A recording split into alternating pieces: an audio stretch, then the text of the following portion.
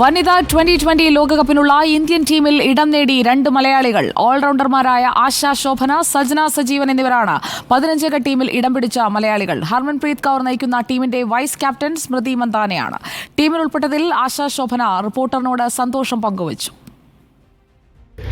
Hi, കുറച്ച് മുമ്പാണ് അറിഞ്ഞത് വേൾഡ് കപ്പ് ടീമിന് സെലക്ഷൻ കിട്ടിയെന്ന്. വളരെ സന്തോഷമുണ്ട്.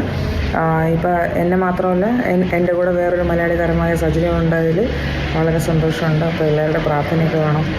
അപ്പോൾ വേൾഡ് കപ്പ് ഇന്ത്യ ജയിക്കണം, അതാണ് ഏറ്റവും വലിയ ഡ്രീം. വിവരങ്ങളുമായി സ്പോർട്സ് ഡെസ്കിൽ നിന്ന് അനൂപ് ഷൺമുഖൻ നമുക്കൊപ്പം ചേരുന്നു. തത്സമയം ഗുഡ് ഈവനിങ് അനൂപ് ഷൺമുഖൻ. 15-അംഗ ടീമിൽ മലയാളി സാന്നിധ്യവും കൂടി വരുന്നു എന്നുള്ളത് ഒരു ഡബിൾ ബൊണാൻസയായി മാറുകയല്ലേ?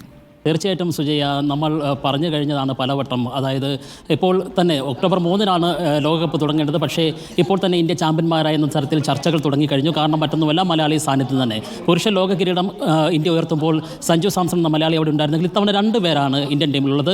വയനാട്ടുകാരിയായ സജീവനും ഒപ്പം തിരുവനന്തപുരംകാരിയായിട്ടുള്ള ആശ ശോഭന. 2 പേരും അവരുടെ മികവ് ഇതിനകം തന്നെ തെളിയിച്ചു കഴിഞ്ഞ താരങ്ങളാണ്. ഈ കഴിഞ്ഞ വനിതാ പ്രീമിയർ ലീഗിലൂടെ തന്നെ ഇന്ത്യൻ ക്രിക്കറ്റ് പ്രേമികളുടെയും ക്രിക്കറ്റ് വിദഗ്ധരുടെയും ഒരുപോലെയുള്ള അഭിപ്രായങ്ങൾ നേടിയിട്ടുള്ള താരങ്ങളാണ് 2 പേരും.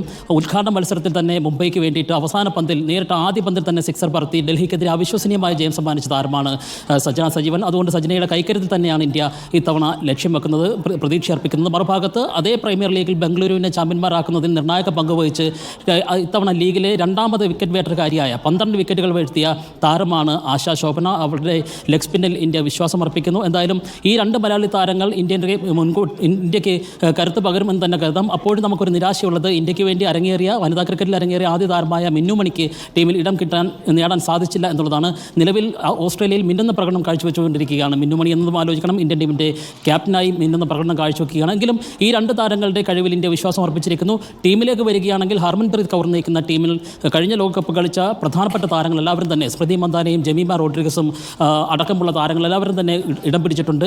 കഴിഞ്ഞ 2 തവണയും സെമി ഫൈനലിൽ തോറ്റ് പുറത്താകാനായിരുന്നു ഇന്ത്യയുടെ വിധി. ഇത്തവണ അത് സ്വന്തം നാട്ടിലെ പോലെ പരിചിതമായ UAE-യിലാണ് ലോകകപ്പ് എന്നുള്ളത് കൊണ്ട് തന്നെ ഇന്ത്യക്ക് ഫൈനൽ കളിക്കാനും ഇതാദ്യമായി വനിതാ 2020 ലീഗ് കിരീടം കൂടി ഉയർത്തി ഒരേ സമയം പുരുഷ വിഭാഗത്തിലും വനിതാ വിഭാഗത്തിലും ലോക ചാമ്പ്യന്മാരാകുന്ന ടീം എന്നുള്ള ഒരു ബഹുമതി സ്വന്തമാക്കാനുള്ള അവസരം കൂടിയാണ് ഇപ്പോൾ കൈവന്നിട്ടുള്ളത്.